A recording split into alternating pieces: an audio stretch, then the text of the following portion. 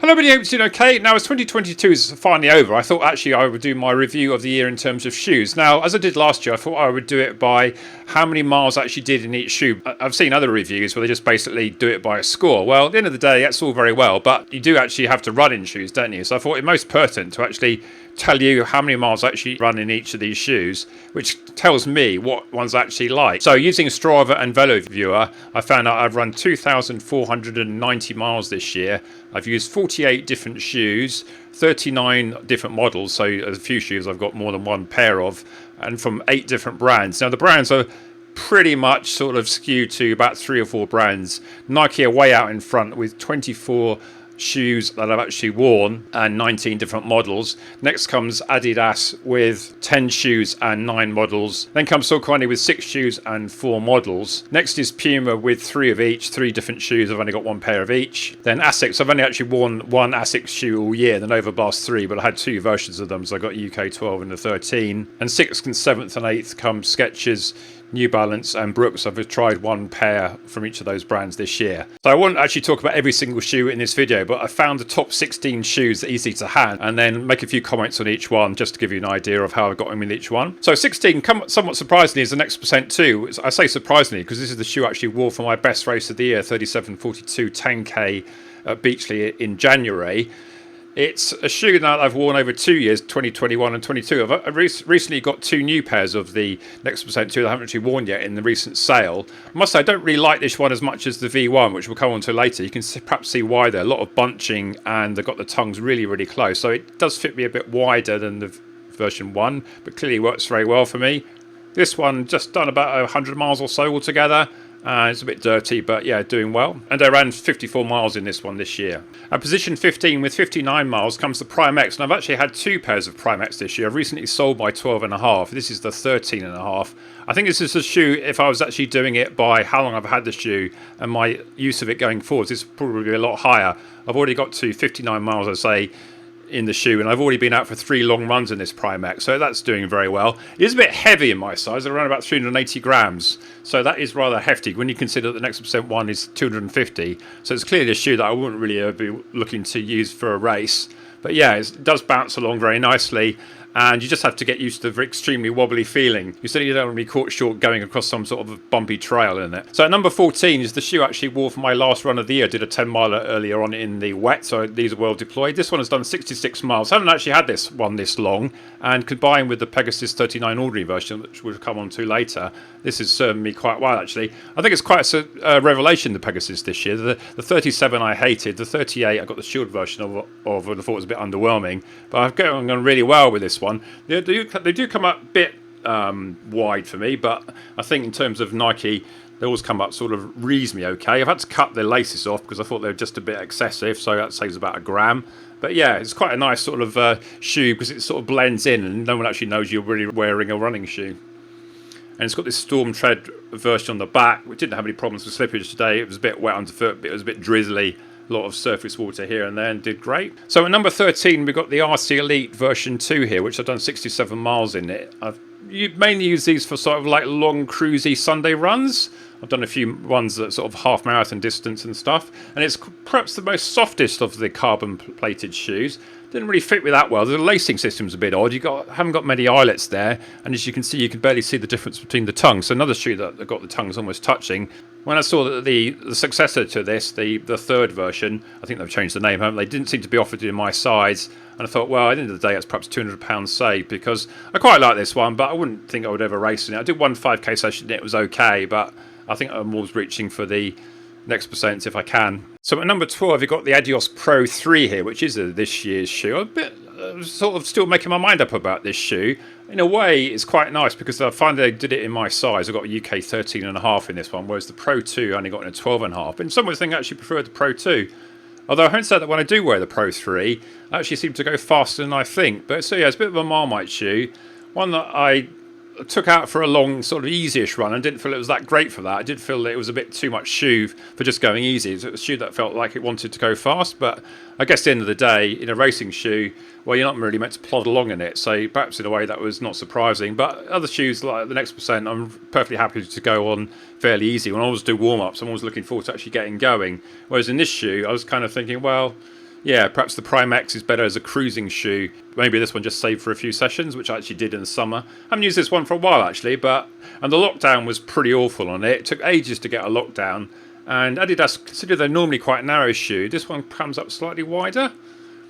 I think they also tried to make this a bit more stable than the two, which again, there seems to be a common theme of almost dumbing down shoes a bit. So yeah, not perhaps the best update between the 2 and the 3. I wish I'd have tried a 2 in my normal size to see how it compared. So number 11 is the Saucony Endorphin Pro 3, which I've done 73 miles in it. Now I think, consider this is a racing shoe, it's probably like lower down the list than perhaps it would do in terms of my favourite shoes. I think if I were to think about what shoes did I buy in 2022 that worked really well for me, then I think this will be certainly up there. The big drawback is, and look at again at those tongues. They are so close together. So this is a shoe that basically is a bit too wide for me, but that seems to be a problem with any shoe. So at the end of the day, I just have to cope with it, don't I? Otherwise I won't be wearing any shoes. I mean, it's probably the shoe that I felt was the closest to the Next Percent version 1 and 2 without actually being one. I even did a low K race in these in the summer. I think at the time wasn't that fit, and I thought at the time I don't think I would have done any better than any other shoe, and it worked quite well. I did quite a few sort of like shortish sort of speed sessions in it, things like 10 by 2 minutes, 10 by 1 minutes in it, and it worked quite well for that.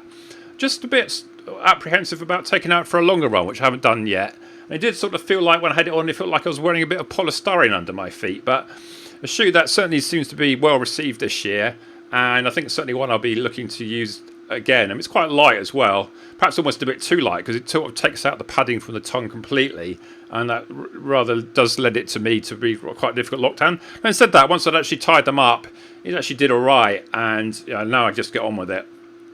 And the outsole there after 73 miles is doing fine. So number 10 is a bit of a left field one, a bit of a surprise to me actually. I've done 75 miles in this. This is the Skechers GOrun Razor XS. I got this as a bit of an experiment. It's not really a 22 shoe. I think I got this in a sale last year or very early this year. I think it's actually a 2021 shoe. Oh, the Hyperburst 3, it says on the side there. But yeah, I mean, it's got quite a low drop, which I found quite a bit odd. And that sort of initially put me off a bit, but they are extremely light. But I think at the time I had a few sort of hamstring problems, so having a very low drop shoe when I wasn't very fit felt like it was sort of the wrong type of shoe. So I ended up doing sort of quite a lot of my recovery, like run walks in it, because it's such a light shoe, quite a fun shoe. Quite nice to sort of do like little walking bits in it. So maybe some of that 75 miles was actually walking, but it's a shoe that I haven't actually worn since the summer, but maybe I'll give it another go. I mean, it's just a shoe that I don't really like low drop shoes, but having said that, having tried the Brooks Ghost 15 with a 12mm drop, I realise I don't like sort of like shoes which are ridiculous the other way either. So yeah, definitely one that's worth checking out. I mean, problem with Skechers is that they do so few shoes in my size, so I jumped on this one because I got it cheap, and the outsole is quite nice with this Goodyear rubber, but I don't think I've ever used it in sort of dry summery conditions, so I can't really say if it's that great on the wet or not. Anyway, yeah, interesting one, and it looks quite nice, doesn't it? So at number 9, at 89 miles, is the Nike React Pegasus Trail 4 GORE-TEX. Bit of a mouthful. Now this shoe is kind of interesting because for some reason my best performing videos always seem to be the GORE-TEX shoes. I think because I take them through Fords when I test them. So my best ever performing video was the GORE-TEX 3 version of this, but this one actually gets me like more views often than my new videos, so it's a shoe that clearly has got a lot of interest. This one is actually a really good road to trail option, far better than the Ford than the previous ones. I think just was a bit lighter, the lugs aren't quite as deep. Perhaps that means it isn't such a great sort of out and out trail shoe, but to be honest, most of my running is just sort of light trails. I'm really interested in keeping myself sort of dry as much as possible on sort of muddy wet bits, and then if it's either muddy wet bits because it's like a country lane or because it's an actual trail, so much the better. And the fit on this one is quite good. As you can see, I haven't got the tongues completely touching in this one. Bit of bunching at the front, but not too bad. And it wraps around. And another shoe that I've actually cut the laces off, so I've saved myself a gram or two by doing that, just to keep that as less as possible, which makes tying them up a bit easier. So yeah, definitely recommend this one if you're looking for a shoe for wet weather that you can basically take anywhere. So at number 8, at 99 miles, I'm literally half a mile short of 100 miles in this one. This is the only Puma shoe in the top 16 at number 8. The Puma Velocity Nitro 2. I mean, this is basically like similar to a Pegasus. It's kind of like the everyday trainer.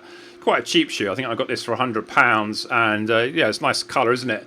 Starting to get a bit muddy. I actually wore it the other day, haven't worn it for a while, and I really actually quite liked it. Actually, it's a bit of a sort of oddly slightly lower to the ground feeling than perhaps you might think. You've got this dual density foams here, but it's quite a nice shoe because it's sort of reasonably light. It's about 335 grams in my size, which is a bit lighter than the Pegasus. So I actually did some hill sprints in it in one of my recent videos, and it's fine for like picking up the pace, but it's equally fine for just sort of like going along steady.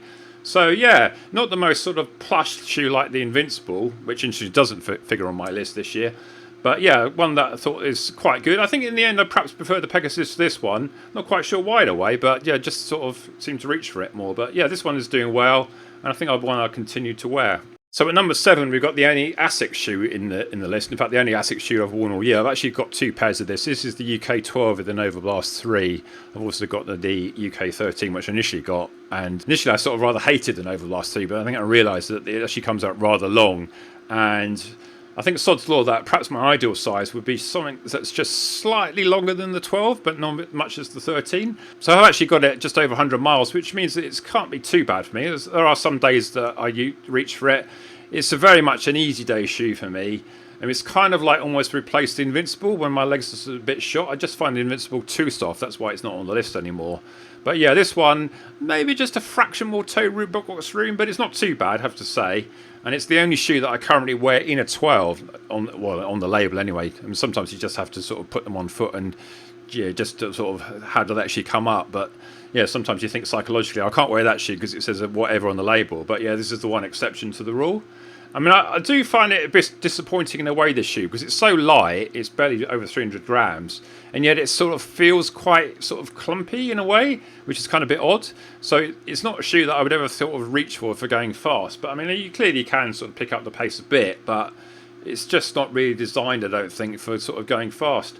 And the Superblast doesn't come in my size, and at £200 and a bit uncertainty about what size would actually fit me. I mean, maybe the Superblast in a 12, which they do would actually work, but I think yeah, it seems like a ridiculous amount of money to spend that much on a shoe that I don't really like this one of it, and I don't think the Superblast is that different from it in terms of like how it would fit. So I've rather passed on this one so far. But yeah, I mean, this one's okay, and I think if you want a sort of like a fairly cheap shoe that you can do some easy miles in, it's not bad. But I think in terms of like, is it my shoe of the year? Well, no, not in terms of like miles done or in actual sort of likes. But yeah, at least it's doing better than it did do initially. Once I got the size, it was actually slightly better for me. Okay, at 6 is the Endorphin Speed 3. Now, last year, the Speed 2, the normal version, actually kind of won in this category. I didn't actually wear the Speed 2 this year, although I did wear the RunShield one, which will come on later. In a way, I was kind of like, initially thought the shoe was good, but after a while, I sort of like started to go off it a bit. And if you look there, you can see why almost. Like the tongues are almost touching. And I noticed Andy Rayner, Forrester Dean runner, who's got like a wider foot than me, although the same size, was saying the same thing. He's only recently got the shoe. And it seems a bit odd that if a person that thinks they've got a wide foot has to almost have the tongues touching, then you're kind of thinking, what kind of person is this really for? And I think that's partly as a result. When I last wore this shoe for like a long run, I got a bit of like almost like a black toe. Maybe I've been a bit too constricted in the toe box. So it's a shoe that I hadn't really worn much since the summer. Maybe that's because it's a white shoe. But yeah, I just sort of feel that maybe an attempt to make this a bit more stable, a bit sort of wider for the masses, that it's kind of like lost its appeal. And I had a pair of Endorphin Speed 1s that I left in Portugal, and I took them out for one run when I was there, and I really much enjoyed the ones over the 3. So I think, yes, it's a good shoe, but one of those shoes that these days they're trying to make it appeal to everybody, but has it kind of lost its purpose in terms of a shoe that's really meant to be a speed shoe. And I think now the Endorphin Pro 3 is rather taken over from this, although I've actually run more miles in this one. I think that's partly because of the feeling that I should only wear the race shoes in races, whereas I tend to wear this as more of as a daily trainer. Having said that, I did do some strides in this one, and I remember running quite fast in it. So yeah, it's a good shoe, but maybe it's just one that doesn't really fit me that well. And the sort of stability elements, I think when they make a shoe like more stable, I think I wish I'd be wobbling a bit more like the Prime X. So yeah, not bad, but I think, yeah, I'm interested to see what they do with the 4. And is this a shoe I'll be continuing to wear? Well, a white shoe in the wet and muddy conditions, maybe not. But yeah, it's doing okay, but slightly disappointing at the end of the day, I think. So at number 5, we've got a Nike shoe. And for those people who say that Nike daily trainers are absolutely rubbish, well, I've actually got 4 Nike shoes to come, 3 of which are daily trainers. So I'm not sure what that says. Maybe I'm a bit of a Nike fanboy. But the problem is that Nike actually do my size in all their shoes, and they do seem to come up at least sort of reasonably well fitting to my feet. I mean, these actually Vomero 16s, they actually did fit a bit wide, but they've got kind of nice sort of plush tongue. And these are actually the shoe that I've probably actually worn the most, although I did start wearing this one last year. So 165 miles in this one this year. I've kind of almost retired this one because I think I got it to about 250 and thinking that I'll try some other shoes. It's got some ZoomX in it, but it's a bit like some of the shoes like the Zoomfly 5, the Next Nature, where it's not quite the same ZoomX feeling as, say, in the Vaporfly or Alphafly. But it's a nice sort of softening. In a way, you might think this is sort of like a slightly more upmarket Pegasus, and I think it was also tossed up between which one I would take out. I think at the time I had this one before the Pegasus 39, so I was reaching this for more like last winter. It's got like a good outsole, so if you want to do a bit of light trails or anything like that, and having a sort of a black colourway, obviously other colours are available, then it did provide sort of a pseudo off-road option. But I did do most of my runs on the road in that. Will I wear this one again? Well, maybe, but I think, as I said, it's kind of like a shoe that's almost past its sell-by date in terms of like what I've got out of it. But yeah, just to see what the Vomero 17 looks like if one ever appears. So at number 4 is the Turbo Next Nature, which I think in a lot of people's views was their worst shoe of the year. Well, I actually did 176 miles in this one, and I've done like 16-mile trail run in the summer. I did like a 12-mile, 13-mile sort of off-road one where I was going up and down hill and down dale. I've done 20 by 400 meter reps in it. I've done some sort of like tempo runs in the vertical ones when I picked up the pace, and some just sort of like cruising around miles. And yeah, it's not the Pegasus Turbo 2 or the 1. It does feel slightly firmer than that one. It very much has the vibe of the Pegasus there. I mean, it's a shoe that initially was quite stiff to get on. I cut off the laces and pulled them in a lot, and now it almost fits like a glove. It's one of the most comfortable shoes that I have. It's one of the few shoes that I'm probably actually quite keen to sort of wear for a bit after a run, where some shoes I'm quite keen to take off. Whereas this one, I think I'm quite happy to continue wearing it. So yeah, I mean, it's a shoe that is perhaps a bit firmer than you might expect of ZoomX, but in a way I'm starting to like that. As I said earlier, I'm going off the Invincible just a bit too soft for me. So some days I just prefer something that's a bit firmer, but when I go out and run in this, and I've done several runs over 10 miles, I'm not exactly coming back with like dead legs and needing to have a day off after it. So yeah, I mean, if you get this one at discount now, which I've seen them around, I don't think I will now pay full price for it, having seen it for just over £100. But yeah, if you're looking for a shoe that has sort of the old Pegasus vibe, then definitely worth picking up. I think there's an element of deja vu with the Pegasus Turbo. When I wore it again recently for a bit of a sort of a test, it was a nice shoe, but it's very low to the ground, doesn't have as much cushioning as you might have imagined. And with so many race options these days, you would never race in a Pegasus Turbo with all these carbon-plated shoes around these days. So I think, yeah, 3 years ago it was a good shoe, but nowadays it's kind of moved on. And this one, yeah, this is an element of, is it a lifestyle shoe? But as I said, 176 miles in it, and clearly I'm not using that for just walking around the block, am I? Okay, so at number 3 we've got the Pegasus 39, the ordinary version, and this one has done 205 miles. And this is quite a revelation for me, because I actually hated the Pegasus 37. It had a really shallow toe box.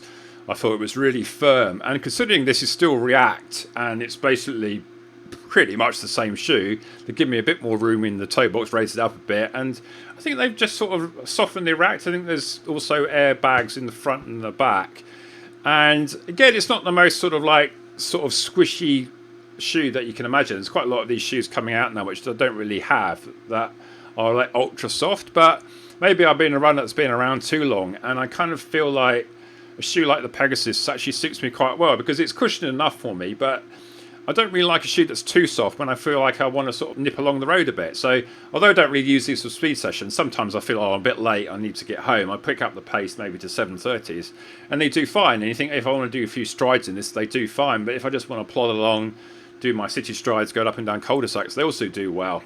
And when you consider I've also got the Pegasus 39 Shield version plus this one, so the two combined, you almost could say that they're one shoe. One's for like I go out when it's not too wet, although this one's starting to look a bit muddy. But yeah, I think in terms of like Nike trainers, then this is like definitely a good budget option, because I think nowadays you can pick these up for like £77 I've seen. So if you're looking for a shoe that is kind of cheap and yeah, does the job, then yeah, definitely recommend having a look at this one. So at number 2, with 220 miles altogether, but I've actually got 5 pairs of these on the go. I've actually still worn the original emerald green here one a couple of times. This one is sort of semi-retired, but I do bring it out now and again. It's not a bad sort of trail shoe. I used it in the Claygate 5, I think, when it was a bit muddy, I seem to remember. It still does very well, actually, considering it's done about 300 miles. But it's easily still my favourite shoe. It's a 29 shoe, and when people say, oh, what are the shoes that are coming out in 2022 that are better than it? Well, I can't actually think of any, to be honest. Still a shoe that is doing me all the best for my races. I always reach it first for the long sessions. I think I might use it tomorrow, or at least another version of it, for my long run. I've got 20 miles planned tomorrow. So yeah, I mean, it's advantage. It's only 250 grams. I think it's still the lightest of the carbon racers. It probably still fits me the best in terms of this lockdown with the vapor weave. And when it's wet, it actually gives you bizarrely some sort of water protection. And it just is a shoe that when I put on, just feels like I want to go fast in it. Whereas I can't honestly say that about any other shoe. I mean, some other shoes are quite nice in terms of they're quite light and if you want to bound along. But I just don't think there's anything other shoe like this. I mean, the Next Percent 2, I guess, is kind of similar. The lockdown's not quite as good. I think the actual midsole feel is pretty much the same, and I'll have to get those new ones out. But yeah, in terms of racing shoes, personally, I don't think I can beat this one yet, and I'm interested to see what the Vaporfly 3 is, whether that's going to be improvement or whether they're going to start dumbing that down as well, which I hope they don't. But I've got enough of these shoes to last me probably until the fourth version comes out, if the third version is rubbish. I'm sure it won't be, and I'm sure I'll be looking to try it out. So is this still your favourite shoe, or have you moved on to some of the other ones now? Okay, so my number 1 shoe isn't a Nike shoe, despite the fact that most of my shoes seem to be Nike. This is the Saucony Endorphin 2 Speed RunShield. I haven't actually got the third version in the RunShield yet. I don't think it's actually come out, and consider I didn't like the third version of the normal one quite as much as perhaps the 2 or the 1, then maybe I'm not that excited about getting the third one. But yeah, this one has done 302 miles. I've actually had 3 pairs of this one. So this is the first pair of 3 pairs of the Endorphin 2 Speed RunShields that I've got. I got it to about 300 miles and I kind of retired it because the foam underneath the toes went a bit sort of flat, and then I got a second pair and I ran about 100 miles in them and promptly lost them. So I thought, I like them so much that I saw a pair on discount somewhere, so I got another third pair. So my third pair are still doing the rounds. Maybe that the Pegasus now is sort of coming into play as well. I think I'm tending to reach for the Pegasus on the slower days when it's been wet as much as these ones. I wore these for quite one of my long runs the other day, and yeah, I think it's a shoe that always feels like you want to pick up the pace slightly in them. It's not perhaps the ideal shoe to go slowly in, but having said that, when I put them on, I always feel like I've got a bit extra stride in my step. Not as much as the Next Percent, but it does have the advantage that it's sort of well waterproof. I did a test in it. It's not completely waterproof, but certainly if you submerge it above the laces, then it protects your feet well. So it's interesting that the 2 top shoe models that I've worn this year both aren't 2022 shoes, which perhaps goes to show that there's a lot of good bargains to be had, and once you find a shoe that you like, or in my case 39 different shoes, then stick with them, and then don't necessarily just discard a shoe because it's like last year's model. If you can get one again at a discount, then so much the better. So I hope you like this little look at all my favourite shoes this year in terms of miles done. Maybe I'll do another video on all the ones that came the other end of the list, and we've got ones there like the Brooks Ghost 15, which is probably my turkey of the year. Okay, so I hope you found this interesting. Like and subscribe, all of that. Happy New Year, and see you next one then. Bye.